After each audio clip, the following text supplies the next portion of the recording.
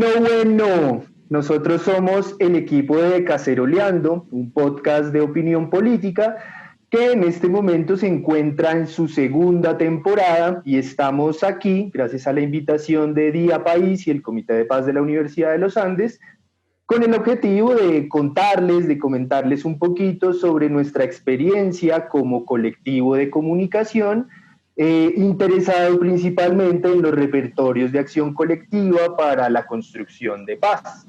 Mi nombre es Pedro Rojas Oliveros, habitualmente soy el conductor de Caceroleando y hoy voy a hacer las veces de moderador de mis compañeros, lo cual no es una tarea muy fácil conociéndolos. Es la primera vez que voy a hacer algo así, entonces por favor ténganme mucha paciencia, quiéranme un poquito, que soy de aprendizaje pues bastante lento, ¿cierto? Estamos un poco nerviosos, o bueno, al menos yo estoy un poco nervioso, pero también muy contentos de participar en este espacio por primera vez y esperamos que no por única vez. Hace poco, les cuento, hablaba con una amiga y le contaba yo todo orgulloso sobre el podcast, ¿no? Y le decía que entonces caceroleando esto y caceroleando lo otro y pensamos hacer una cosa y los podcasts son una chimba por esto y por lo otro. Esta amiga mía me escuchó muy atenta como por 20 minutos todo mi carreto y al final me dice, oiga, venga, chévere, pero ¿y qué es un podcast, cierto? Entonces yo quedé ahí como todo desinflado, como que no sabía muy bien qué hacer, pero me parece que es una lección bacana y que sirve para empezar este conversatorio. Lo que nosotros hacemos, lo que Caceroleando hace, son publicaciones digitales en formato de audio, las cuales distribuimos a través de nuestras redes sociales y que la gente interesada en la movilización social, en la construcción de paz y en estos temas, pues puede escuchar o descargar libremente, gratuitamente.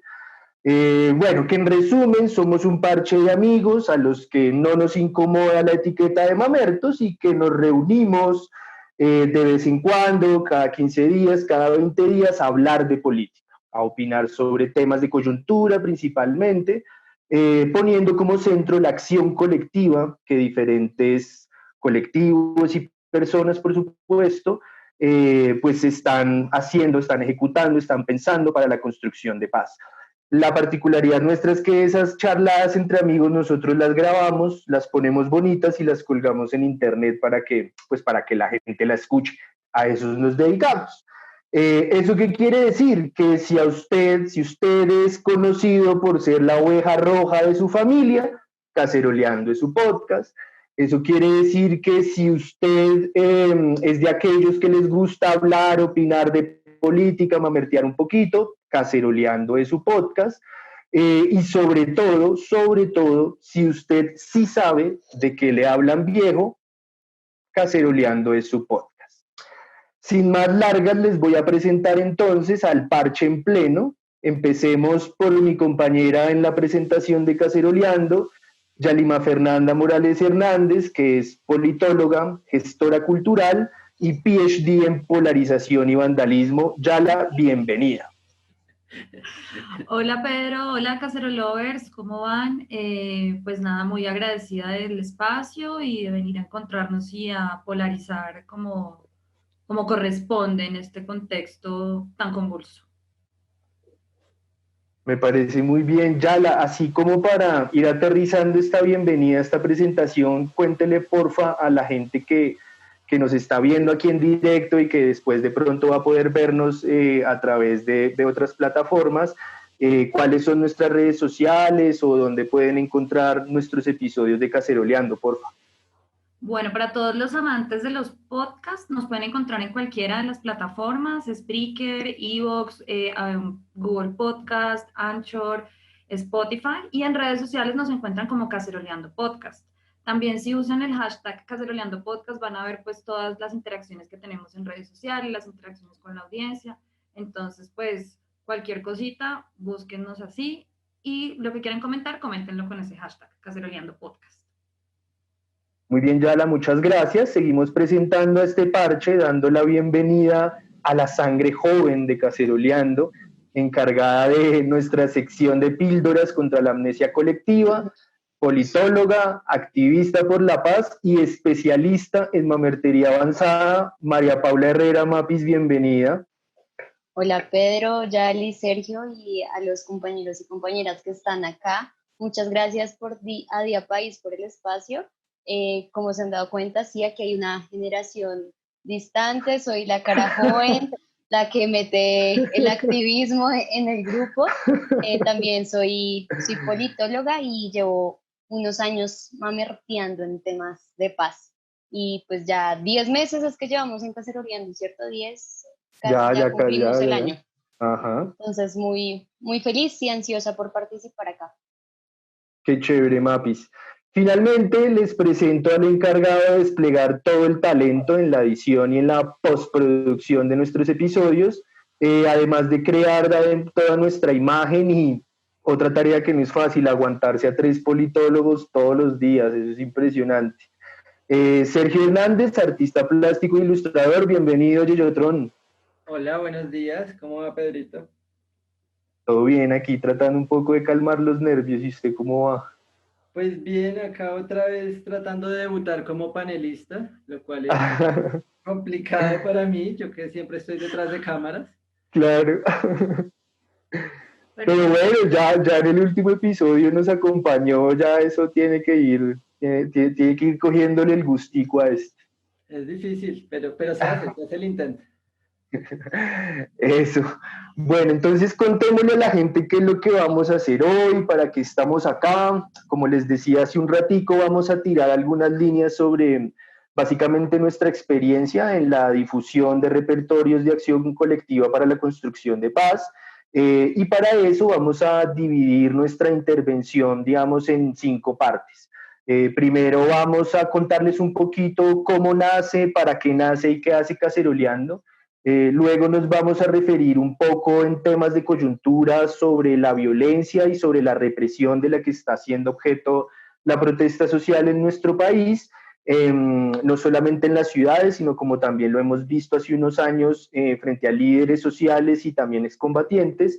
Y cerraremos hablando un poco sobre el rol de la contracultura y la cultura en esta, digamos, creación de repertorios de acción colectiva.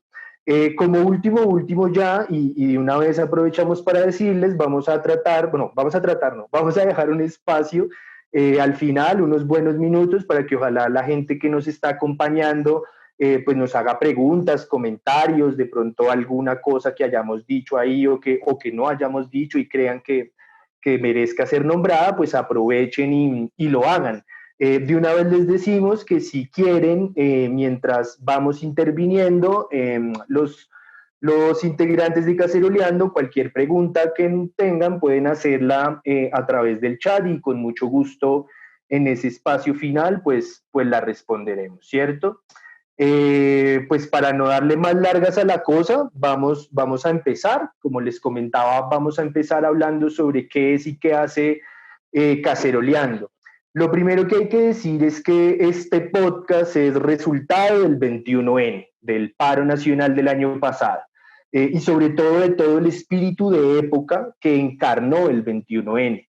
Miles de personas que salimos a las calles, algunos jóvenes como Mapis, otros más viejos como yo, que nos tomamos un montón de espacios públicos, que sobre todo desafiamos a través de la protesta y la creatividad al gobierno de Iván Duque, que representa un proyecto de país con el que no solamente no estamos de acuerdo, sino que además nos indigna mucho y sobre todo nos duele.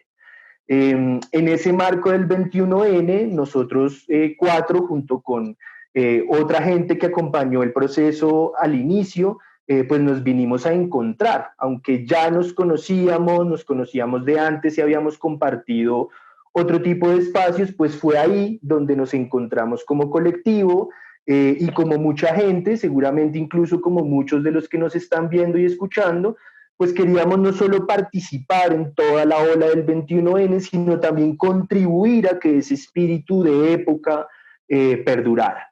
Empezamos a reunirnos, además de los plantones, de las marchas, de los toques, de las asambleas y todos los espacios que desplegó el 21N, pues nos encontrábamos una vez a la semana en casa de alguno o alguna de nosotros, y echábamos carreta básicamente sobre lo que estaba pasando, sobre lo que estábamos viendo, sobre toda esa indignación, digamos, pero también sobre toda la esperanza que estaba surgiendo en las calles y en las mentes y en las emociones de las personas. Parte importante de esas charlas, de esas echadas de carreta que teníamos como grupo de amigos, pues fue un diagnóstico que es más bien obvio, pero que siempre es muy importante hacer. Y es que no solamente el régimen de gobierno del uribismo estaba entrando en una crisis de legitimidad muy fuerte, sino que también los medios masivos de comunicación, los medios en Colombia, también estaban en un momento de crisis. Y que mientras nosotros encontrábamos creatividad, esperanza e indignación en las calles, pues los medios se encargaban en su inmensa mayoría más bien de etiquetar, y de sobre todo clasificar, ¿cierto?, como vandalismo, como el resultado de una conspiración anarco-castrochavista promovida por un enemigo invisible, de la cual había que desconfiar y sobre todo a la que había que controlar. Y bueno, ya sabemos, ¿no?, cómo es que este régimen de gobierno controla, normaliza y ordena. Una anécdota personal ahí como para resumir lo que estoy diciendo. Recuerdo que en ese momento, en pleno auge del 21N, me llamaron para dar una entrevista en un medio de comunicación. Fue una entrevista en un noticiero de la mañana en vivo, a través de una videollamada. Yo salí al aire a decir mis cosas, y por asuntos de conexión no podía ver la entrevista al tiempo que la estaba dando. Mi mensaje fue muy simple, expliqué un poco las demandas del 21N, principalmente las que apuntaban a pedirle al gobierno la implementación de los acuerdos de paz, de exigirle que parara la violencia sobre líderes sociales y excombatientes de FARC. Le conté a la gente del noticiero que en la calle había pues gente joven protestando, sobre todo creativa y pacíficamente. Bueno, me eché un carreto ahí como que quedó hasta bonito. Y cuando terminé la entrevista me fui a YouTube a buscarla. ¿Y qué me encontré?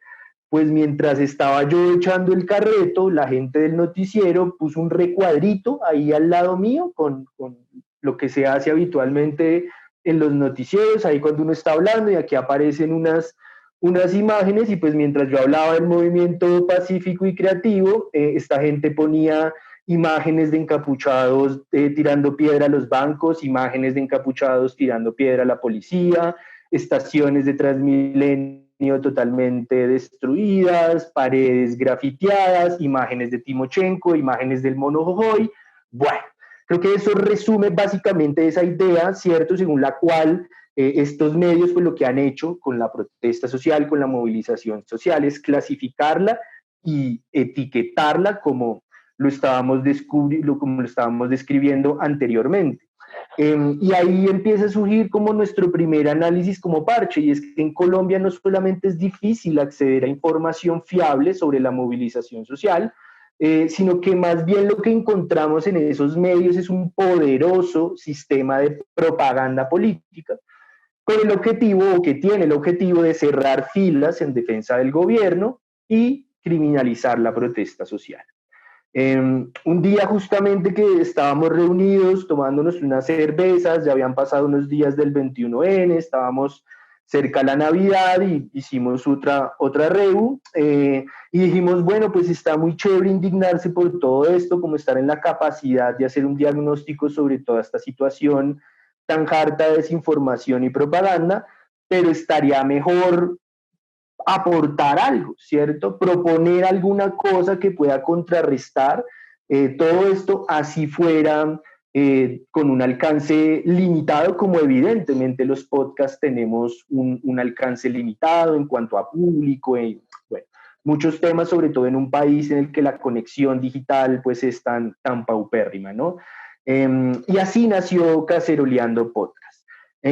¿Por qué un podcast y por qué no otro formato? Bueno, yo creo que los podcasts son como el punk. Es decir, es algo que no solo sirve como canal de expresión, sino que es fácil de hacer, es de fácil acceso, porque no requiere demasiados conocimientos técnicos, porque es fácil. Nosotros tenemos a Sergio, que es el que hace la magia de la edición y todo eso, pero podcast los hay muchos y hasta grabados con un celular, mezclados en el editor de Windows. Es un formato rápido, sencillo y directo, como el punto. ¿Qué hemos hecho nosotros en Caceroleando? Pues básicamente hemos difundido algunas ideas, mensajes, análisis y opiniones sobre cómo en Colombia la gente se ha organizado para crear y ejecutar repertorios de acción colectiva que le apuntan a construir paz y a construir lo que los académicos suelen llamar un país mucho más chimbita. ¿Cómo hemos hecho eso? Pues lo primero que hicimos mejor fue construir una agenda temática para nuestros episodios. A la fecha ya contamos con unos 10 episodios, si la memoria no me falla, puede ser uno más, uno menos, en los que hemos hablado pues sobre temas como el 21N, sobre organizaciones de víctimas, sobre el 8M, sobre desobediencia civil, sobre nuevos repertorios de acción colectiva, entre muchos otros que seguro se me escapan. Y también ha sido muy importante para nosotros contribuir en la difusión de voces que consideramos fundamentales para estos temas y que, claro, no tienen un lugar habitual en los medios masivos de comunicación. Por nuestros micrófonos hemos contado con la suerte de que ha pasado Francia Márquez, Sandra Borda, excombatientes de las FARC, representantes de colectivos de diversidad sexual y de género. Bueno, un parche amplio que también es nuestro propósito. Radicalidad, pero pluralidad sobre todo. Recientemente también hemos realizado algunas entrevistas. Está Yalima en este momento mostrándonos nuestro canal de YouTube ahí en la pantalla. Ahí hemos puesto estas entrevistas de las que les voy a hablar. Son algunas entrevistas extensas que empezamos a hacer hace poco, con las que buscamos sobre todo analizar y posicionarnos sobre temas de coyuntura. Hemos tenido la oportunidad de hablar con Sara Tufano, recientemente con Mafe Carrascal, y vamos a botar una chivita aquí, y es que nuestra próxima entrevistada será la filósofa Luciana Cadagia, para que se programen de una vez y la escuchen ahí cuando salga. Todo esto porque nuestra apuesta es por fortalecer la relación entre construcción de paz, movilización social y comunicación como repertorio de acción colectiva. Me explico. Cuando decimos que el establecimiento colombiano, esa red de poder que opera a través de instituciones, pero que tiene nodos importantes en el sistema económico, en el sistema de medios, en la academia, y en prácticamente todos los campos legales e ilegales de nuestra sociedad, cuando decimos que eso está en crisis, no nos referimos únicamente al desastroso gobierno de Iván Duque, sino que es una crisis que tiene ya varios años, décadas incluso. Y justamente por eso la necesidad en algunas ocasiones de cosas tan pavorosas como el Frente Nacional, como la represión del estado de sitio, como el uribismo, como proyecto de restauración del establecimiento, como esta violencia que estamos viviendo hoy en día, pero también producto de esa crisis han surgido otras cosas maravillosas, como el cambio constitucional de 1991, o como el acuerdo de paz recientemente firmado. ¿Qué significa que ese régimen de gobierno esté en crisis? Pues en realidad muchas cosas, la mayoría de ellas terribles, pero principalmente significa que carece de legitimidad y que la única manera de mantener su lugar, digamos, hegemónico, es a través de la represión, de la violencia, del control, de los perfilamientos y de la guerra, no del consenso democrático. Por eso justamente el acuerdo de paz no causó, sino que causa tanto resquemor, tanta tirria, tanta rabia en esos sectores más reaccionarios del establecimiento, porque muestra su debilidad y porque abrió una grieta, creó oportunidades políticas para que una cantidad de gente pues nos reunamos, hablemos, nos juntemos, nos acompañemos, nos escuchemos. En términos concretos, el acuerdo dislocó la realidad que estábamos viviendo hasta ese entonces, cuestionó y sobre todo desafió el horizonte de país que teníamos hasta ese momento, que era la guerra. A nuestro juicio, ese desafío tomó la forma de un movimiento social que es complejo por ser heterogéneo, pero que en algo sí se caracteriza también, y es en que propone la construcción de un país en paz a cambio de ese horizonte violento de la guerra. Cuando en Caceroleando hablamos de movimientos sociales, de movilización social, no nos referimos exclusivamente a organizaciones sociales, organizaciones de base, etcétera, sino que nos referimos sobre todo a movimientos culturales. Porque el objetivo primordial de estos movimientos no es asaltar las instituciones, aunque por ahí de paso se puede hacer, por supuesto, sino que es principalmente la promoción y la consolidación de un cambio cultural, de un cambio en los imaginarios y las prácticas de la vida cotidiana de las personas. Cambios en el sentido común, dirían algunos gramscianos. Y con esto termino mi intervención. Desde nuestra perspectiva, todo cambio político, como lo propone la construcción de paz en Colombia, todo cambio económico, todo cambio jurídico requiere, primero que todo, de un cambio cultural. Y el acuerdo de paz también abrió la puerta para que eso pueda ocurrir, para que otros relatos del país, para que otros mensajes, para que otras ideas, para que otra información circule. Y ahí es donde está Caceroleando Podcast. Ahí es donde estamos nosotros, en una apuesta constante por, desde nuestro pequeño lugar en el mundo virtual, nuestro pequeño lugar en la comunicación, contribuir justamente a ese cambio. A eso le estamos apostando en este momento y eso es lo que estamos haciendo, justamente. Terminada esta presentación sobre lo que somos como colectivo, abro el micrófono para mis compañeros, para Yalima, para Sergio y para Mapi, si queremos comentar un poquito sobre esta primera parte. Los escuchamos. Quedó muy bonito, Pedro. Sonó muy bonito la presentación de nuestro podcast. Sí, creo que lo que nos tiene aquí sentados es el proceso del 2016, toda esa activación y reactivación ciudadana que permitió que nos agrupáramos varios en lucha de la paz, que es la bandera que más abarca. Personalmente, de ahí viene mi pequeño activismo y pues bueno, creo que la bandera siempre va a ser la paz. De acuerdo.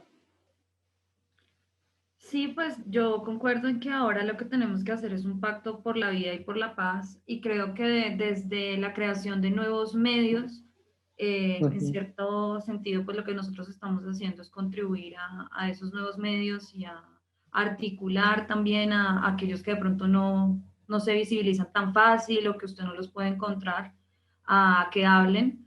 O sea, no es salvar el mundo, pero sí es un poco articular intenciones, mostrar que estamos acá, que estamos por la paz, que somos más y que pues no la tenemos que jugar por un país que se merece una sociedad más justa, en paz y con dignidad. Pues yo lo veo mucho también desde la parte del lado creativo, ¿no?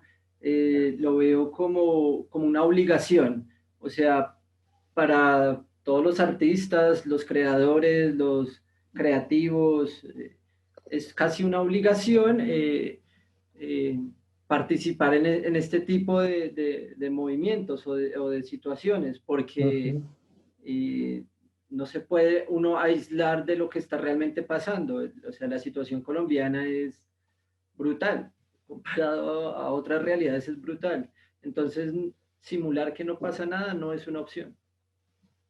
Sí, duele la indiferencia, ¿no? Duele el genocidio que ocurre pues a nuestros ojos, y uno dice, pues, sí, yo no podré tener balas, pero por lo menos hago ruido. Sí, y que hace parte también como de todo este cambio, justamente en el sentido común de la gente, ¿no? No sé si se acuerden que cuando hablábamos con Mafe Carrascal hace unos días, ella nos contaba de de una acción colectiva que emprendieron con un perifoneo como para visibilizar la violencia que se estaba sufriendo, las masacres a jóvenes, etcétera. Sí. Y ella nos contaba que incluso en barrios como Rosales, que uno, sí, llámenme prejuicioso, pero pues uno no esperaría que en barrios como ese una actividad de perifoneo, que es información duro y fuerte ahí reclamando cosas, pues tuviera aceptación. Y lo que nos comentaba ella, ¿no? Gente joven como Mapis, gente vieja como nosotros. Lo cual traduce eso, ¿no? Que bueno, políticamente nos falta mucho, estamos en un momento muy violento, pero ahí en lo cultural, en la vida diaria hay cositas que están cambiando. Sí, se brinda un contexto de oportunidades políticas que justamente favorece la movilización. O sea, toda esta represión, que es lo único que tienen a la mano, la represión, exacto, hace pues que nos organicemos desde la sociedad civil, desde las organizaciones, y digamos, basta. Sí, de acuerdo. Yo creo que esa oportunidad, esa ventana se abrió mucho en el 2016, pero también en el 21N. Petro siempre dice que el término de las ciudadanías libres, que a mí no me gusta, pero pues entendiéndolo pues así como muy, muy general, pues sí, creo que los ciudadanos libres se están rebelando, están por lo menos usando la cacerola en su balcón, haciendo ruido, están por lo menos yendo al CAI de su barrio, apropiándose del espacio público, que ha sido muy importante la recuperación del espacio público para manifestarnos. Entonces, pues la lucha siempre va a ser en esa. Creo que siempre hemos destacado que las luchas deben tener distintos frentes, un frente cultural, el frente callejero, un frente audiovisual, por podcast, por cualquier lado, pero le tenemos que hacer frente a esta guerra, a esta política de muerte. De acuerdo, Mapis. Gran parte, digamos, de esa lucha en muchos frentes es el compartirlas, ¿me entiendes? O sea, lo que yo hago, lo que el otro hace, retransmitirlo. Que no se vuelva una información de nichos cerrados que se mueven simplemente entre mamertos, sino realmente que esto, entre más se retransmita, más se comunique, más va a invadir los medios que ya están instalados y que no quieren mostrar lo que está pasando en otras realidades. Entonces yo creo que gran parte, digamos, de ese proceso de los podcasts y de este nuevo tipo de información es cómo se comparte. Y en eso sí hay, digamos, hay una importancia en que todos los civiles, en todas las personas se vuelvan retransmisores, como lo que era una antena de radio antes. Entonces a mí me llega la información y así tenga 10 personas, esas 10 personas tienen que recibir esa información. Un amigo mío la vez pasada me botó una frase que me gustó mucho y era, él me preguntaba, usted, bueno, además de lo obvio y tal, me decía, ¿usted sabe por qué Uribe y Peñalosa fueron tan sugestivos en sus primeros gobiernos y luego cuando les tocó volver al poder en propia persona? Bueno, Uribe no tanto. Pues les ha fallado tanto el poder de su gestión. Y la respuesta que él me daba es muy certera y muy diciente, y es redes sociales, tecnologías y la posibilidad de comunicarnos. Cuando Peñalosa, cuando el primer Uribato hacían toda la porquería que hacían, no había manera o era muy difícil visibilizarlo, difundirlo, informar sobre eso.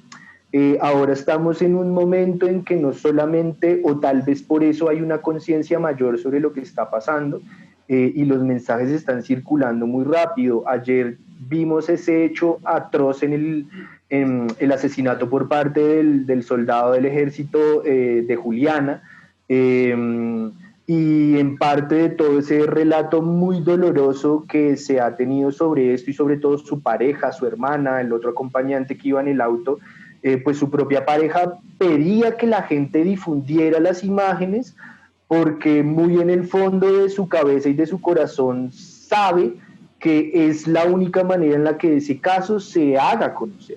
porque pues no sé si vieron la manera en la que la FM y Es Caracol terrible. empezaron a tratarlo, fue... Es terrible, o sea, es una vulneración de la vida flagrante, o sea, la juventud está proscrita, o sea, ¿cómo es posible? Y además es que no es el único caso. Pero O sea, venimos de 15 muertos en Bogotá, más de 60 masacres, y uno dice, pero ¿qué más tiene que pasar en este país para que la gente se conmueva y digan, estos no pueden ser los representantes? Yo insisto, hay que sacar la violencia y la cocaína de la política en Colombia.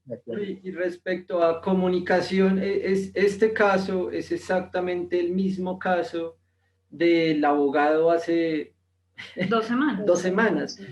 Si no estuviera documentado, si no estuviera grabado, si no se hubiera podido retransmitir en redes, no hubiera tenido el mismo impacto, no hubiera sido, simplemente es una estadística más, se vuelve en otro, ¿cómo le dicen ellos? Suicidios, ¿no? Sí, casi que suicidios colectivos, dicen. Sí. Entonces, yo creo que esa es como gran labor de la comunicación y de esta comunicación independiente, porque pues ya nos dimos cuenta en el tiempo y en el espectador los encabezados que sacaban respecto, sí, era en una sola frase habían 3 o 4 mentiras, en un encabezado. Entonces, son cajas de resonancia del discurso oficial, no hay nada de investigación, no hay nada de crítica. No, de hecho los comunicados de prensa los copian y los pegan. Yo los he leído, los he visto. O sea, es que tengo hasta récords de, o sea, que digo, este es el colmo. O sea, estos medios prepago, de verdad que además la gente está tan poco capacitada, no tienen formación en derechos humanos, no tienen tacto para hablar de nada, revictimizan todo el tiempo. O sea, desde el gobierno lo hacen. Tanto los medios vendidos como el gobierno, ¿no? Porque no falta Duque sacando en unas horas el de lamentamos.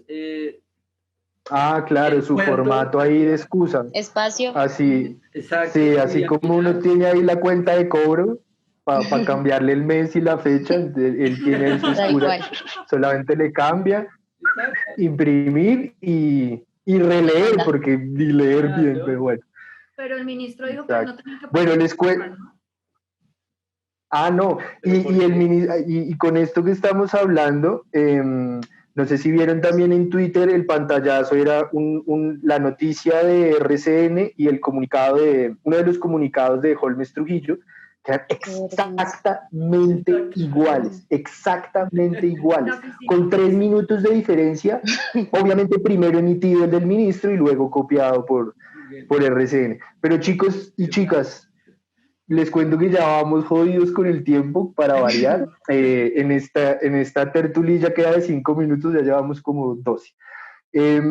Pero no nos vayamos de este tema, que por supuesto es muy importante para nosotros, no solamente para el momento que estamos viviendo, y pasemos a la segunda parte de nuestra propuesta del día de hoy, escuchando a Mapis, que es, digamos, como lo hemos dicho varias veces, activista por la paz, que es la persona encargada en el parche de Caceroleando justamente de traernos constantemente datos y reflexiones sobre estos temas. Entonces, Mapis, te escuchamos atenta y cariñosamente. Gracias, bueno, me dieron una buena entrada y un buen hilo para hablar. El tema que quiero proponer hoy para hablar, espero no extenderme, es sobre si existe un genocidio político en Colombia. Y es que hemos visto que este año hay una escala de violencia, que se siente un ambiente político muchísimo más denso desde la entrada del uribismo, y pues vemos que existen más de 60 masacres en este año, más de 900 líderes asesinados desde la firma del acuerdo, más de 200 excombatientes en 4 años, que Colombia es el país donde los líderes ambientales son más asesinados, donde existe una persecución a los líderes políticos y también a las luchas agrarias de los campesinos y de los indígenas. Es un país donde se desaparece casi que diariamente a la gente, y creemos firmemente que nombrar es hacer política y lo que no se nombra no existe. Entonces, ¿cómo le vamos a poner? ¿Qué nombre le ponemos a lo que está pasando? En el podcast hemos dicho que es anomia, que la sociedad colombiana simplemente está acostumbrada a vivir en el conflicto, pero creo que también tenemos que mencionar algo, y es que existe un genocidio político en Colombia. No podríamos llamarlo de otra forma. Normalmente en el imaginario colectivo de la gente piensan que un genocidio se refiere únicamente a la eliminación física de un grupo determinado. Y sí tiene que ver, sí tiene que ver con la eliminación física total o parcial de un grupo al que quieren oprimir, pero también hay otros factores. Cuando quieren estigmatizar a un grupo, cuando quieren violentar, dañar la integridad moral, psicológica del grupo específico, cuando lo someten eh, a condiciones de vida totalmente violentas e insostenibles. Las prácticas genocidias además tienen múltiples violaciones a derechos humanos, es decir, las prácticas de terror relacionadas a desapariciones, asesinatos, estigmatización, persecución. Entonces, cuando hablemos de genocidio, miremoslo es como un tema grande, desligándolo un poco nomás de la eliminación física. Es por eso que quería hablar específicamente de este tema hoy, porque las cifras de asesinatos son alarmantes, no son homicidios colectivos, son masacres, pero además de masacres presentamos múltiples violaciones sistemáticas. Además, los homicidios es un proceso, no es algo que se da de la noche a la mañana, un proceso que está premeditado, que tiene acciones totalmente organizadas, donde existe un plan específico que tiene como fin quebrantar la identidad de un grupo, tiene como fin reorganizar las acciones colectivas de un grupo. Es por eso que los genocidios no se apuntan hacia individuos, hay individuos aislados, los genocidios se apuntan hacia miembros de una comunidad específica. No sé si saben, pero el genocidio como término aparece en 1948 por una convención en contra del genocidio, y dicen que el genocidio tienen ciertos grupos de víctimas. Entonces hablan que los genocidios están apuntados hacia un grupo étnico, hacia un grupo racial o hacia un grupo religioso. Lo podemos ver en el caso de los nazis o en el genocidio de Ruanda. En el caso de Colombia, lo que existe es un genocidio político, a pesar de que los factores que los acabo de nombrar, también tienen que ver con lo político. Pero el término aquí en Colombia entró más o menos en el 2000 y se relaciona con el caso del genocidio de la Unión Patriótica, que a pesar de que dejó más de 6.000 asesinados, personas en exilio y pues bueno, toda una resistencia que vemos que aún sigue vivo el movimiento, algunas personas ni siquiera lo nombran como genocidio aún, como que le dan miedo la palabra, no quieren reconocer la existencia de la violencia en el país. Entonces, bueno, en Colombia existe un genocidio y pues aparte de ponerlo en la mesa, debemos hablar contra quién está ocurriendo este genocidio, este golpe hacia las identidades colectivas, este genocidio simbólico, físico, moral y psicológico. Y este genocidio es contra el otro, que ni siquiera le permiten existir. El otro identificado en términos antagónicos, es decir, poniéndolo en una casilla de enemigo, y aún muchísimo más preocupante, identificado en términos morales como el malo, lo que es aún más peligroso porque al malo no se le permite entrar al espacio público, porque al malo se le estigmatiza, porque al malo se le justifica matar, porque al malo son las muertes buenas. Entonces, el otro, creo, me estoy emocionando con el tema, perdón, el otro en Colombia es el pobre, el otro en Colombia es el campesino organizado, el otro en Colombia son los indígenas del CRIC y los indígenas que llevan con su lucha agraria muy respetable por muchos años. El otro es el joven, por eso tenemos tantas masacres relacionadas a jóvenes, porque están cortando y no están dejando florecer a la juventud. El otro es el estudiante organizado, el otro son los profesores sindicalizados, el otro son las personas que están organizadas, que entienden que la lucha debe ser colectiva. Por eso les mencionaba el contexto a principio de mi intervención, de las cifras, de lo que está pasando en Colombia, de quienes están asesinando, que vuelvo y repito, no son asesinatos ni desconectados ni de casualidad, sino pues tienen un fin específico: cerrar el espacio en la democracia, callarnos, romper identidades colectivas. Nos mandan un mensaje claro para tener miedo, para no hablar. No sé si alguno de mis compañeros quiere comentar algo o si sigo dándole al ruedo. No, sigue, Mapis, termina tu intervención, termina la idea y luego metemos la cuchara, tranqui. Vas bien de Listo. tiempo, te quedan unos 4 minutos, fresca. Listo, súper. Revisando un poco como el término genocidio en la prensa colombiana, me di cuenta que no se menciona. Encontré por ahí una entrevista que le hicieron a Francia Márquez en France 24 en mayo del 2019, y Francia Márquez lo menciona abiertamente, que lo que está pasando en Colombia son claramente prácticas genocidias presentes, prácticas que van apuntadas hacia líderes y lideresas sociales que están defendiendo el territorio, que están defendiendo a las víctimas con todo su proceso de verdad y reparación,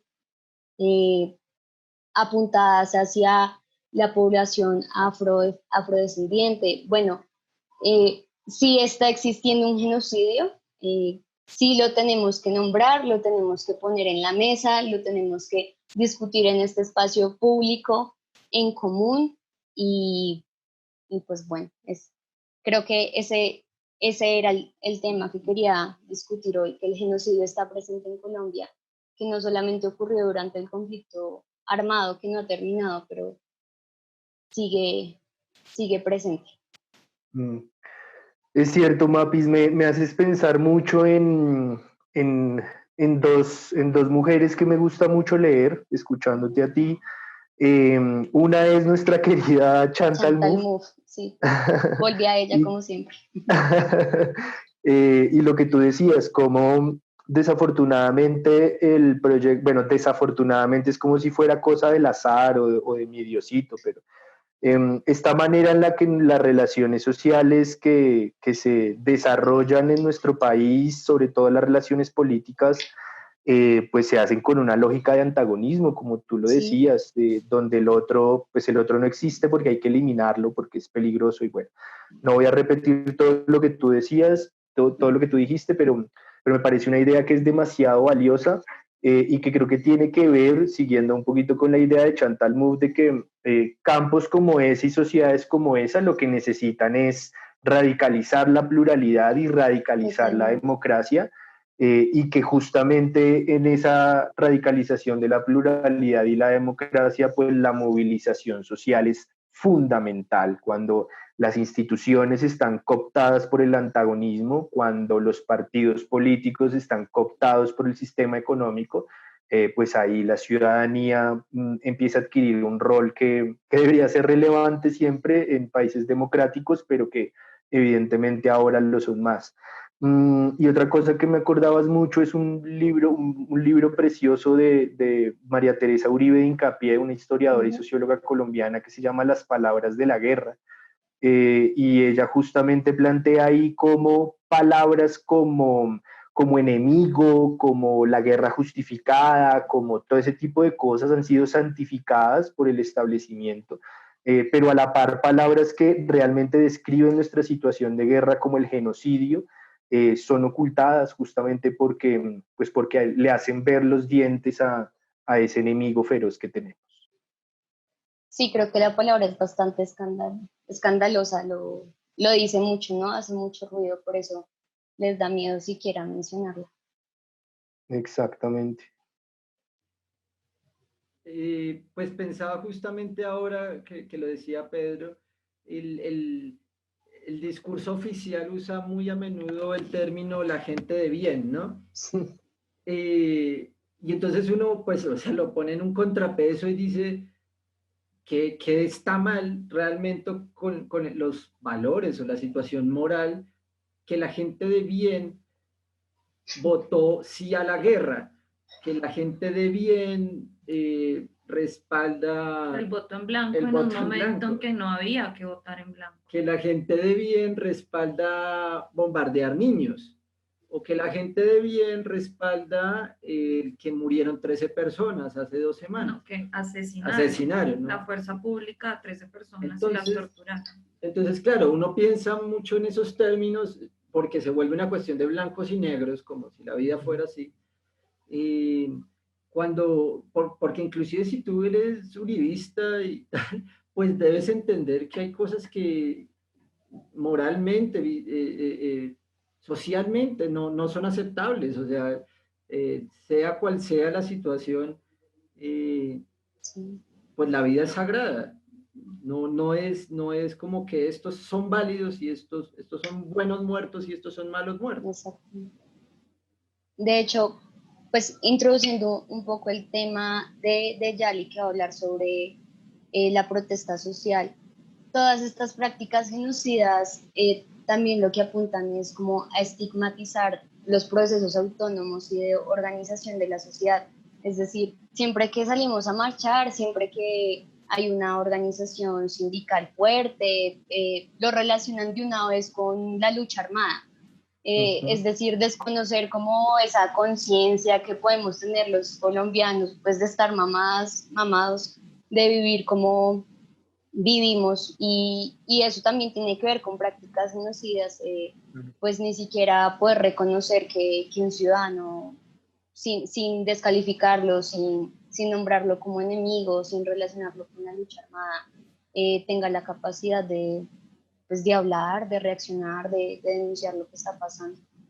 Nos ponen en un blanco militar a las personas que lo hacemos, a las personas que irresponsablemente desde el gobierno y las personas que simplemente repiten nos ponen a nosotros en un blanco militar muy fácil, simplemente por hablar. No, Y siga, Yala, perdón, siga. No, pues hablando ya del tema de la criminalización de la protesta, pues vemos ahorita cómo en los medios justamente vuelven con el cuentico que los vándalos entonces estuvieron infiltrados por el ELN, las FARC, disidencias, bueno, cualquier guerrilla extinta o que continúe existiendo y que además dejaron números de teléfono, ¿no? Entonces, Sí, no, o sea, Son unos ya payasos. es una cosa tan Parece una broma. ridícula.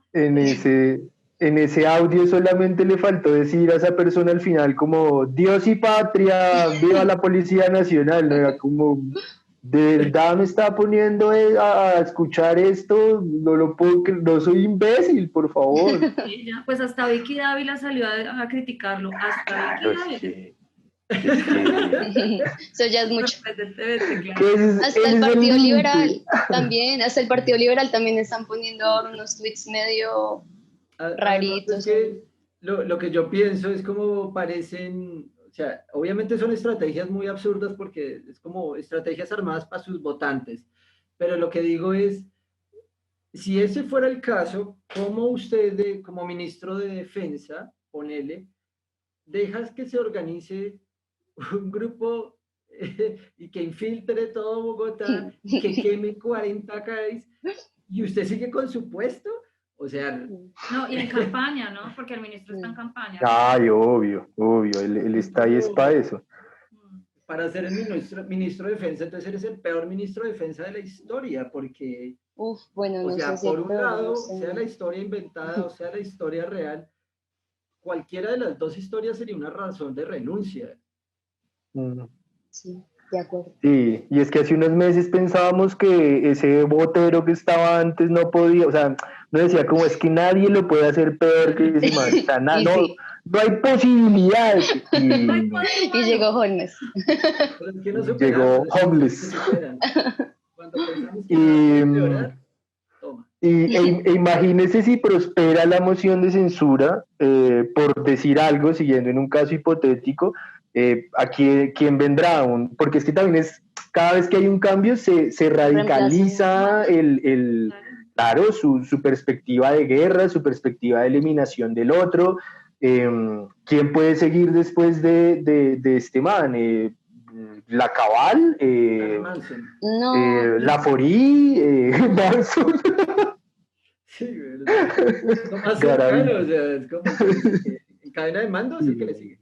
Es muy fuerte, es muy fuerte sería el la tema. Cabal, ¿no? Pero bueno, no creo que de Senado a Ministerio, pero alguien como de ese corte. ¿Sí vieron Claro. que fue a apoyar a lo que la echaron del codito? Sí. A la Cabal, sí. Bien hecho. No, y es que es una irresponsable, ¿qué tal? Metida ahí en donde estaba, que creo que era un CAI o un salón comunal, la verdad, Estaba ya. dentro de un CAI que habían tomado, Restaurado. o sea, que la Eso. gente tomó, porque en el codito hubo 4 muertos, 4 asesinados, entonces ella, y 3 CAI quemados, entonces ella fue a apoyar a su policía como hizo el presidente, ¿no? Como Claro. Qué el vergüenza. presidente debidamente. O Vélez, que se vistió de Qué policía. violencia. Bueno, también. Y esta mujer metida en ese CAI con un montón de personas hablándoles durísimo, botando baba sin tapabocas, ¿sí? O sea, ni siquiera el mínimo de respeto que usted le puede mostrar hoy a alguien hoy en día es ponerse el puto tapabocas para hablarle, ¿no? O sea, es como lo mínimo, o incluso para cuidarse uno mismo. Pero no, ahí en ese imaginario no cabe, porque creo que justamente es lo que Mapis decía, pues nosotros para ese tipo de gente no existimos, somos poca cosa, somos miserables, somos lo niega el derecho a peor. existir. Claro, entonces ¿para qué me voy a proteger ahí o para qué voy a proteger al otro si se mamerta igual, pues que se muera? Sí, nadie, ¿no? Solamente sirven para votar. No sé, ahí sí son ciudadanos. Y para explotarlos, ¿no? Para explotarlos y malpagarles los sueldos que malpagan acá personajes como La Forí y María Fernanda Cabal, bueno, tantos de estos explotadores, esclavistas, ¿no? Y latifundistas, además. Claro. Bueno, aprovecho para recordarle a la gente que Sí, nos alteramos todos un poquito. tomemos agüita mientras le recordamos al público. Ya también se me acabó. Que estamos atentos a sus comentarios y sus preguntas a través del chat. Igual al final vamos a tener unos minuticos para eso. Pero si quieren ahí irle dando a la tecla y diciéndonos cosas, pues buenísimo. Les propongo entonces que pasemos a la intervención de Yala, que se habla y... Sí. Parando. No, pues muy brevemente, yo lo que quería resaltar, más que hablar de la protesta social, yo lo que voy a resaltar es de la criminalización de la protesta social justa, ¿no? Lo primero que voy a decir es pues que la vida, antes que nada, antes que las instituciones y antes que instituciones como la policía, repruebo obviamente actitudes como las del presidente de ir a apoyar a estas personas que, bueno, que estaban en guerra contra la ciudadanía, atacando flagrantemente, hay toda la evidencia. Lo primero es, pues, la movilización social es una forma de participación política, ¿no? Y es un ejercicio, es el ejercicio libre de las ciudadanías en el marco de una democracia. O sea, esto es algo que creo que hay que recordarlo ahora y ya lo hemos reiterado. Nosotros vivimos supuestamente en una democracia que debe profundizarse, por lo cual la movilización social y la protesta pues hace parte de la dinámica natural de cualquier democracia alrededor del mundo, ¿no? No me voy a detener mucho sobre cuál es la agenda de esa movilización que está ahorita ocurriendo, pero es justamente la profundización de la paz, la defensa de la vida, la promoción de la cultura de derechos humanos y la cultura de paz, verdad, justicia y reparación y garantías de no repetición para las víctimas, memoria histórica, y bueno, finalmente sacar la violencia de la política, ¿no? Por ahí, ¿qué es lo que hemos visto? O lo que vimos en Bogotá fue una guerra contra la juventud, un uso desproporcionado de la fuerza letal del Estado por parte pues, de los agentes de la policía. Según la ONG Temblores, desde 2017 se han reportado más de 639 casos de asesinato por parte de las fuerzas pues, militares. Y en lo que ha ocurrido, pues desde 2020 la policía había asesinado pues a 14 ciudadanos antes de los últimos sucesos catastróficos, ¿no? Volvemos a decir, las noches de los primeros días de septiembre no fueron noches de vandalismo, como algunos medios de comunicación pretenden posicionar, sino fue una muestra de la digna rabia, de la frustración de las personas, de la necesidad de un pueblo que requiere con urgencia una profundización de su democracia y, entre tanto, hacer reformas estructurales, por ejemplo, a la policía, reformas estructurales definitivas y profundas. Bueno, sí, los mecanismos de control que ha usado el gobierno nacional y local pues han sido claramente antidemocráticos, nos ponen en situación de riesgo, como ya lo mencionaba María Paula, a quienes nos movilizamos, haciéndonos llamar como vándalos, guerrilleros. No puede equipararse nunca las formas represivas de este Estado asesino con la ira y la frustración de las personas. O sea, acá hay una violencia permanente, una violencia económica que se está ejerciendo. Yo ya lo mencionaba antes, cuando usted gana un sueldo de miseria, cuando usted tiene un transporte que le toma 3 horas al día llegar a su casa, cuando no llega a fin de mes, cuando sus hijos no tienen salud, cuando usted no puede cubrir la educación, eso también es una violencia. No es solo la violencia que ejerce la policía en los barrios cuando te reprime, ¿no? Y que te cobra por estar en el espacio público.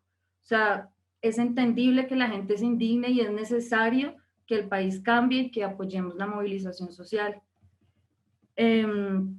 Ya lo mencionábamos antes, pues como este discurso, ¿no? De decir que las FARC y el ELN se toman todo, pues justamente hace que la discusión sobre lo público se quede como entre unos muy pocos y que no pase nada, ¿no? Sí, o sea, reducir a la insurgencia armada la movilización social es quitarle todo piso, todo y toda legitimidad dentro de las demandas que se tienen. Es una estrategia perversa que busca mantener la sociedad civil maniatada, inanimada, sin capacidad de organizarse, de articularse y pues de finalmente visibilizar sus demandas, ¿no? Entonces, pues sí, yo lo que diría es que hay que parar el tema del uso de eufemismos, como ya lo hemos mencionado.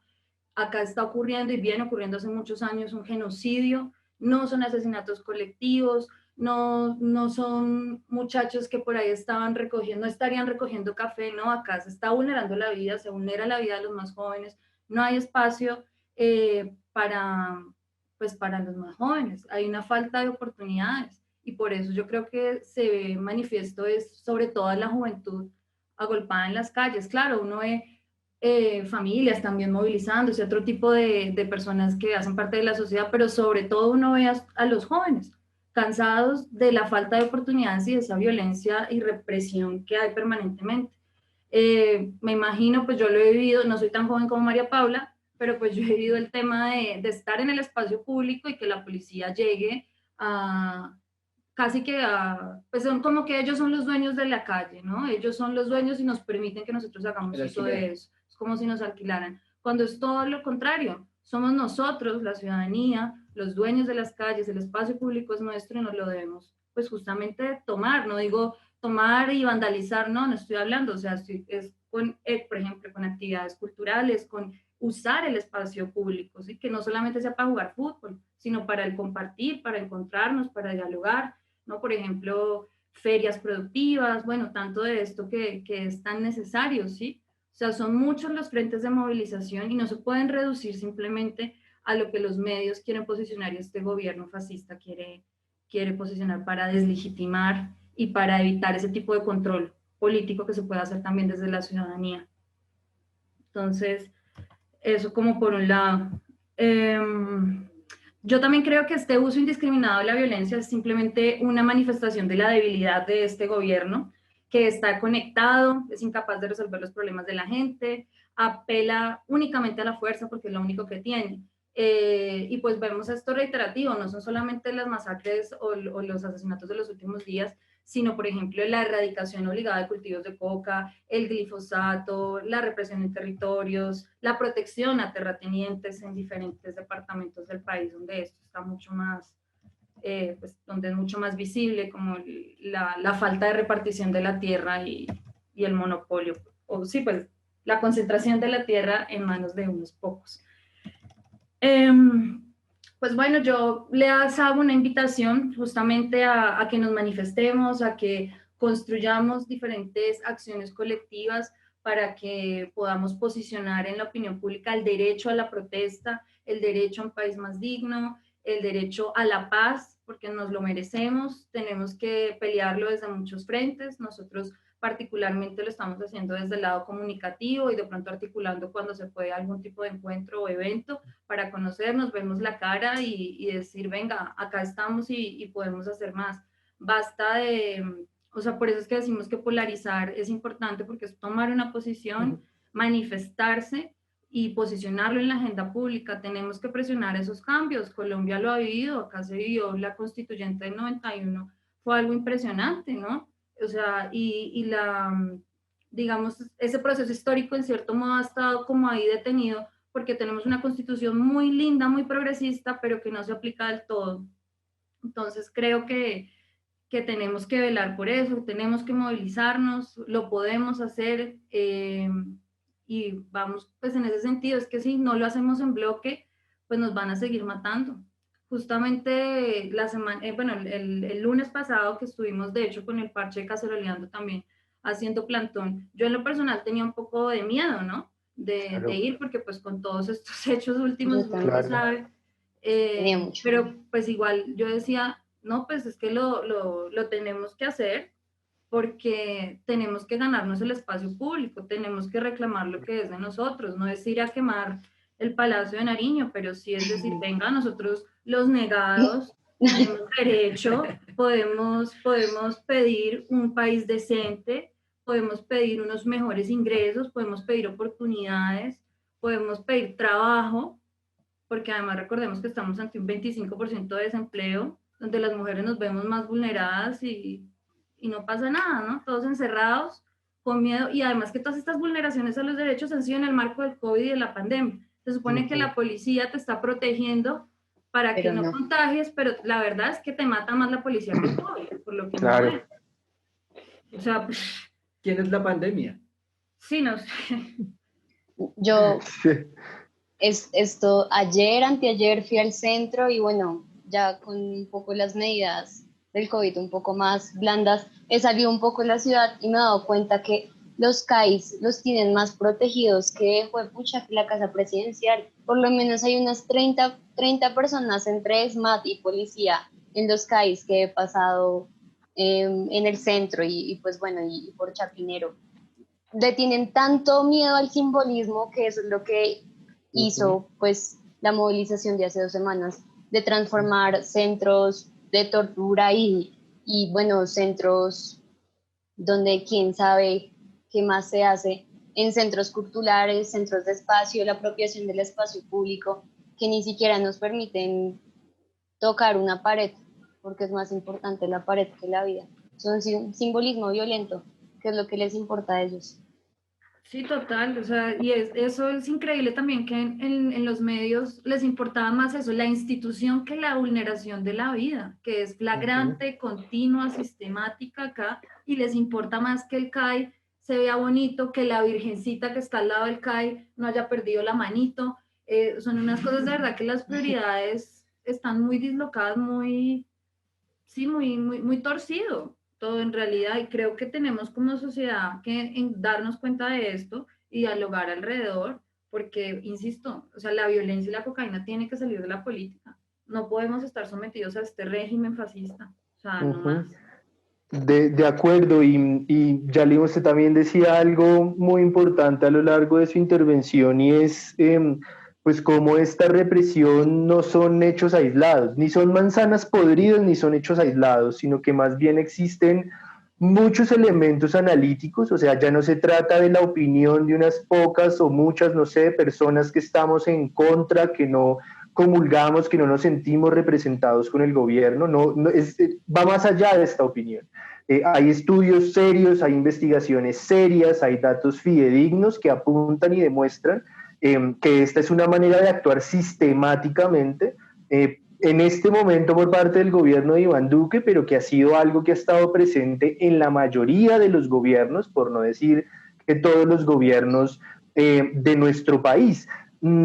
Hay un hilo que es muy delgadito, que tal vez por eso no es muy visible, pero que es muy diciente, se nos metieron al conjunto de al lado en la noche del 22 de noviembre, un día después de que la ciudadanía, no solamente en Bogotá, pues dejemos el rolocentrismo por un momento que a veces es tan difícil, sino que en todos los países, en todas las ciudades, en todos los municipios, en todas las regiones del país salió mucha gente el 21N, bueno, hacer todo lo que ya hemos comentado y lo que la gente sabe.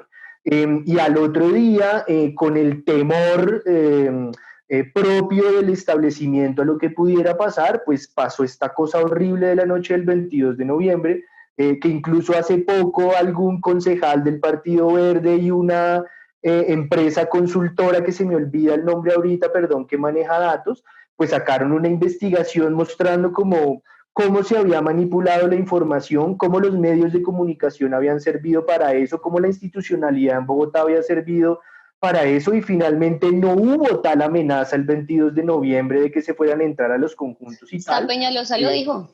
Exactamente, es que hasta Peñalosa lo dijo, sí. Muy buen punto, o sea, es que empezando por eso. Y atado a eso está los hechos de las masacres de la masacre, sobre todo en Bogotá, de los últimos días, con todos estos jóvenes, los 13, 15 casos, ahorita se me olvida la cifra específica, de los asesinatos y de toda la tortura y de toda violencia. Ahí hay un hilo que conecta esos dos hechos, y que lo que nos muestra es eso: sistemáticamente hay una defensa genocidio, que es armada, que hay un genocidio, que hay una propuesta que es solamente violenta. Esta gente ya no tiene nuestra legitimidad, solamente les queda la violencia. Nos tienen miedo a las calles, a las paredes rayadas, nos tienen miedo a todo. Estamos en el espacio público en pie de lucha. Yo les iba a dar unos datos de la campaña Defender la Libertad de 2018 frente al tema de la vulneración de los derechos de quienes se movilizan, ¿no? Entonces, tenemos que desde el 7 de agosto de 2018, cuando se posiciona Duque, hasta julio de 2020, se registraron agresiones al derecho a la protesta así: 2.354 detenciones arbitrarias, sin sumar las de los últimos días, ¿no?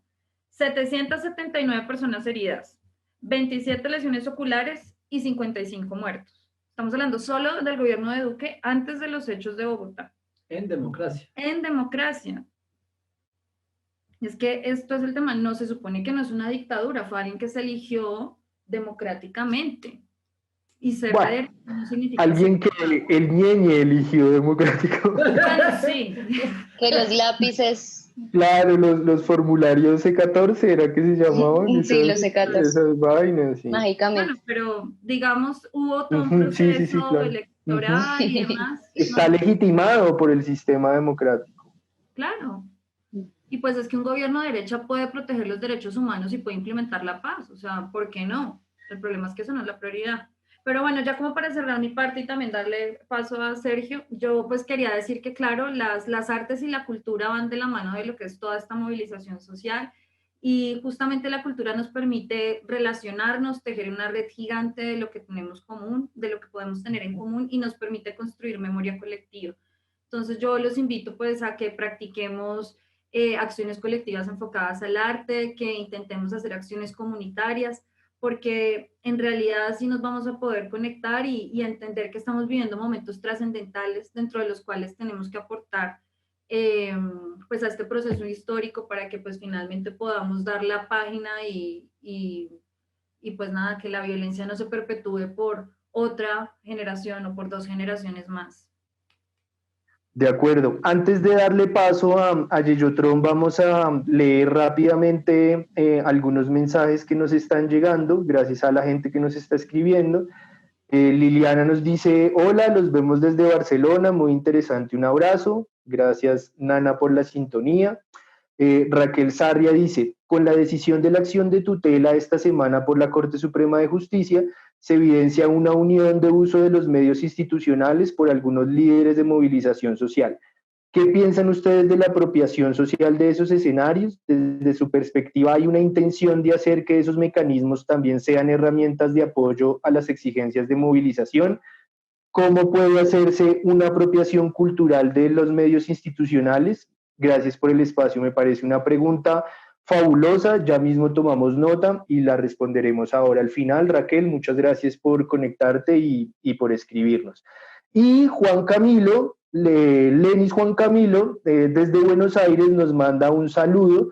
Nosotros se lo devolvemos y además pronto estaremos charlando también con él y su parche, creo que en cuestión de una semana o algo así. Gracias de nuevo a la gente que nos está escribiendo y Yeyotron, todo suyo el escenario. Bueno, igual pues mi intervención va a ser corta, más que todo porque va a ser un abrebocas para uno de nuestros próximos capítulos del podcast, que va a estar muy bueno porque tenemos invitados internacionales referente a la cultura. Y pues Yali ya lo decía ahorita, gran parte de una creación de un discurso que amalgame también y proteja la paz y que hable, digamos, de las diferencias que hay en este país, es los procesos de contracultura. O sea, pues ya sabemos que igual los procesos de contracultura, de acuerdo al país y al continente, se van modificando, pero especialmente en Colombia han tenido unos procesos bien interesantes desde el 63, ¿no? Desde el 68, perdón. Donde incluso se abordaron como estrategias que se habían usado en otros países, en otros continentes, incluso desde la música, desde el muralismo, del cartelismo. Pero a nosotros nos interesa especialmente lo que pasó en el 21N. El 21N tuvo unos procesos bien interesantes porque de manera orgánica, digamos, sin tener una influencia política o estar pagada, esto fue la organización de la Digna Rabia. Cuando hablábamos y qué día que escuchando a Chicos del Maíz, ¿no? Que hablan ellos mucho del organizar la rabia, del politizar las emociones. ¡Ay, qué lindo, qué lindo! Hablamos de todos estos procesos que pasaron en Colombia, porque no es Bogotá, es Colombia, en el que todos se estaban organizando. Los barrios, los vecinos se conocían, los parches salían a hacer cosas. Nosotros hicimos acá como un listado, digamos, un poco de eso, porque, o sea, lo que decimos acá es poco para lo que pasó en esos días. Y por eso las ganas de destruirlo, porque la verdad, el objetivo fue callar esto. Y fue histórico. Histórico. Entonces, obviamente la creación de espacios de diálogo donde los grupos feministas, los grupos de trabajadores también se estaban juntando a hablar. Nosotros incluso creamos uno de esos espacios, no sé, en el 8M, ¿no fue? En marzo, el cacerolazo Claro. feminista. Cacerolazo en feminista. Casa C, que resiste. Los colectivos sincronizados, ya sea de ilustradores, artistas, muralistas, bueno, las barras, los músicos, todos estos colectivos se sincronizaron de una forma muy bonita para la creación de productos culturales que invitaban a la gente a retomar el espacio público, que era algo que Yali decía, que era para muchos jóvenes el parque, que es un espacio donde deberían estar tranquilamente, se vuelve una zona en disputa porque aparece una moto en la esquina y toca salir volados. Va a extorsionar. Entonces también, bueno, salió todo el parche de los músicos de todo tipo, porque salió lo de Un Canto por la Vida, el concierto magnífico que salió en varias ciudades, pero en paralelo salían los parches de punqueros, metaleros, y haciendo conciertos en los parques, que eso era muy interesante. Entonces estaban las batucadas, la filarmónica, las universidades organizadas con los parches de estudiantes, Puro Veneno, también con los grupos de grafiteros que salieron a llenar la ciudad.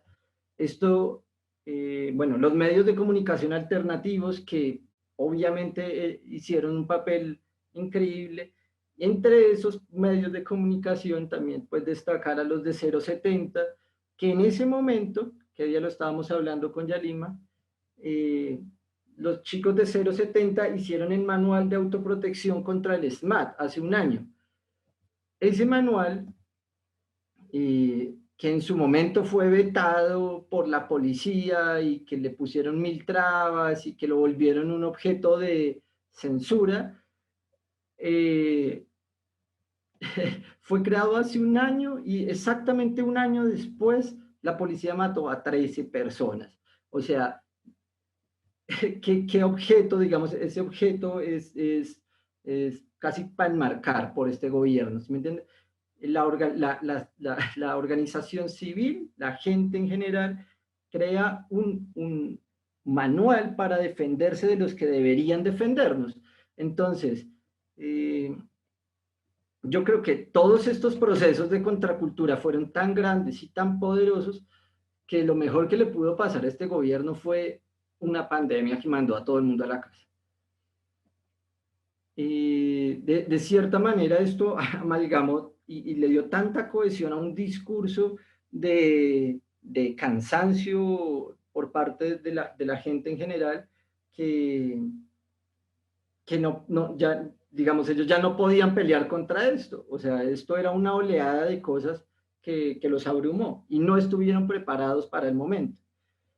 En este caso, la forma de prepararse un año después para las marchas fue matar gente. O sea, ese fue su nivel de preparación.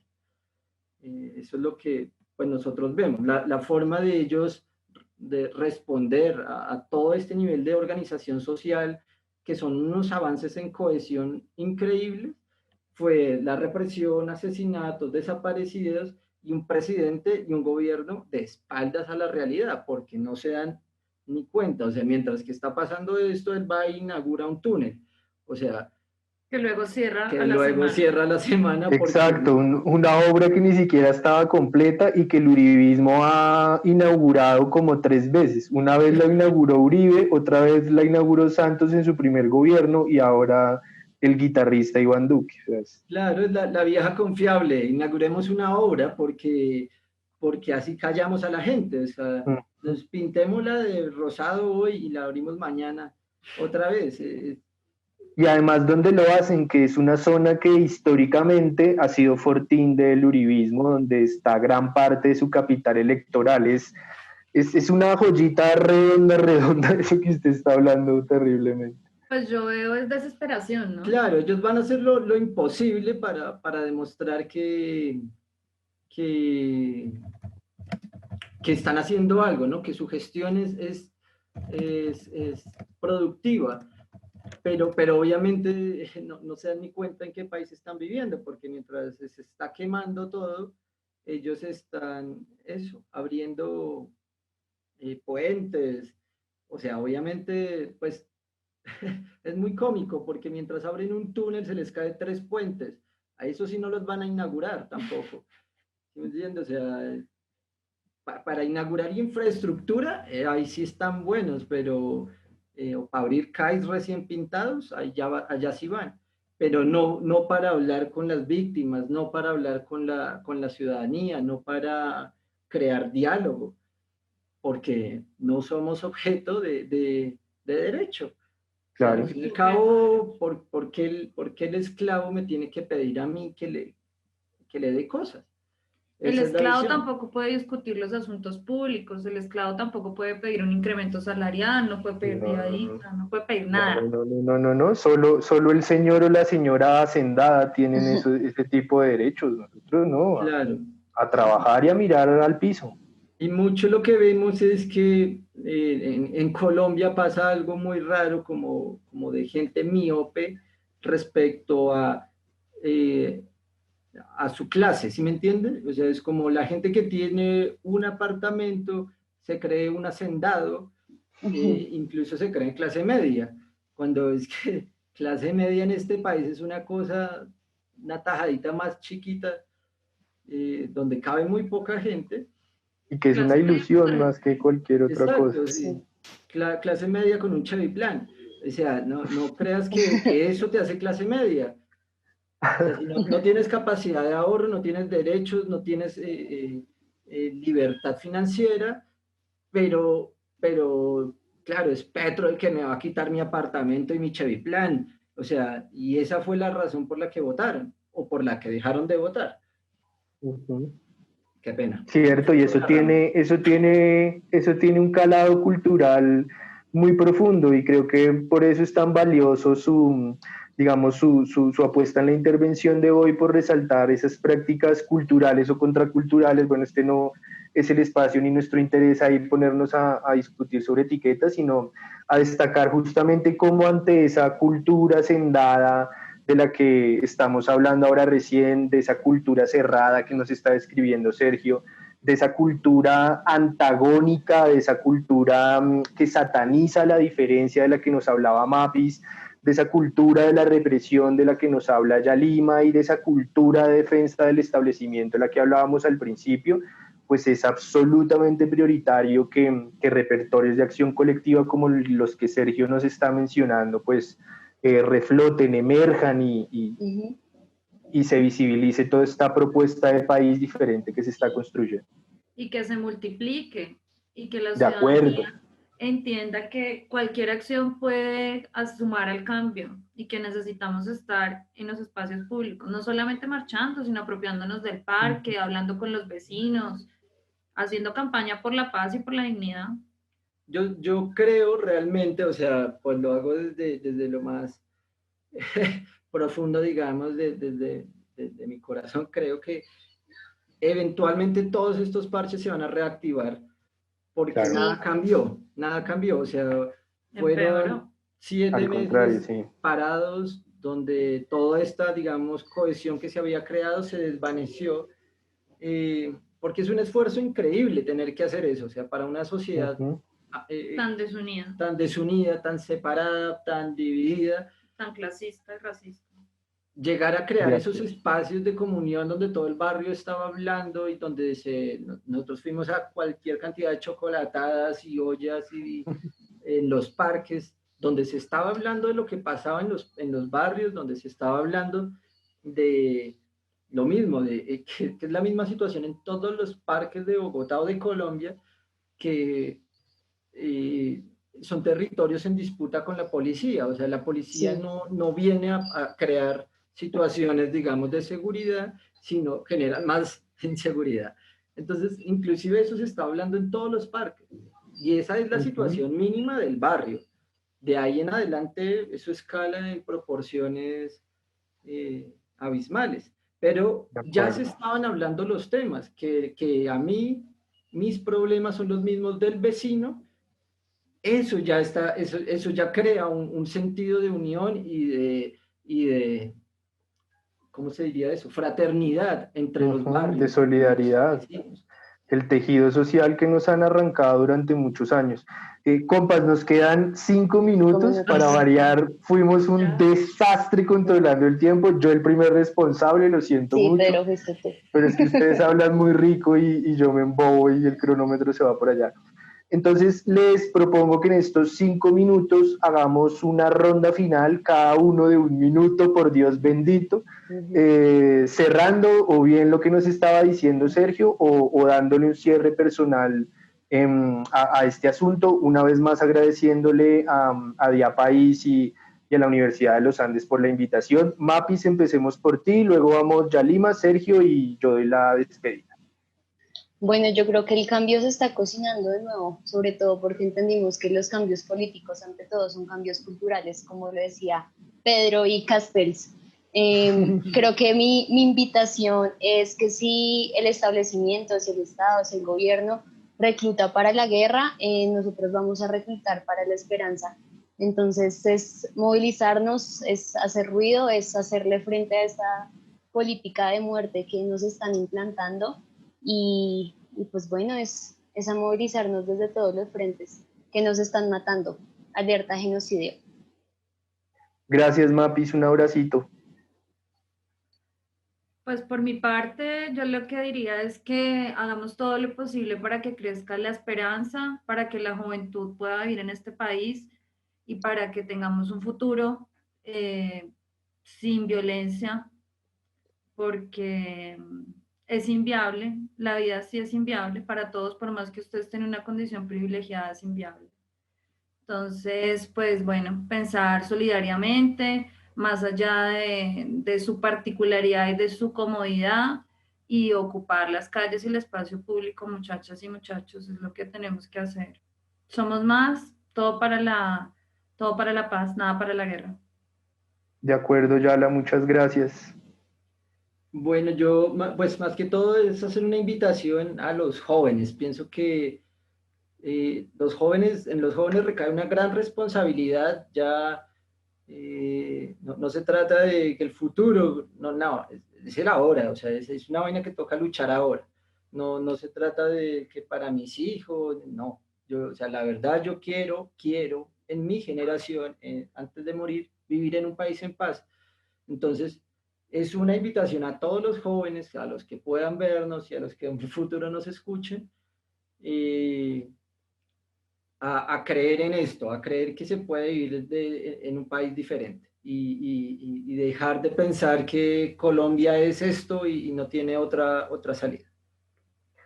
Muchas gracias, Sergio. Yo voy a cerrar contestándole muy rápidamente a Raquel, que nos preguntaba por el tema de las instituciones. Nosotros en Caceroleando hemos optado por hacer nuestros análisis y nuestras propuestas, sobre todo apelando a las ideas de las redes, ¿no? Sobre todo las redes de acción colectiva de parte nuestra como ciudadanos, pero también entendiendo que el poder opera como una red. Y definitivamente dentro de esa red de poder son muy importantes las instituciones, por no decir que es fundamental, pero también de parte nuestra, de parte de la acción colectiva ciudadana y de la creatividad, al menos en Colombia, cada vez también ha cobrado mayor peso la institucionalidad.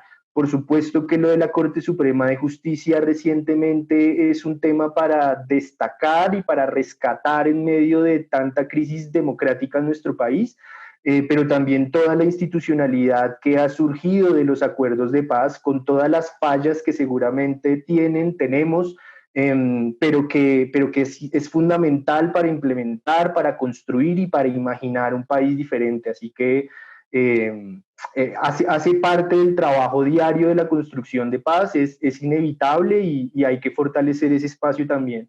Y cierro todo el tiempo que Sergio estaba hablando, pensaba en recomendarles este libro a mis compañeros y a la gente que nos está escuchando, de la filósofa Laura Quintana, Política de los Cuerpos, donde ya explica que lo que estamos viviendo no es solamente una coyuntura en la que queremos hacer un cambio político, sino que también hay un cambio estético, un cambio en la manera en la que entendemos nuestros cuerpos, nuestras artes, nuestra cultura, el espacio público, y creo que eso es muy rico y nos une, como decía Sergio, no solamente a los citadinos, sino que nos conecta con la gente de las regiones, con las organizaciones de víctimas, que está más o menos en la misma vía, obviamente con sus particularidades. 12:30 en punto. Muchas gracias a toda la gente que nos acompañó. Gracias. Muchas gracias nuevamente a los organizadores.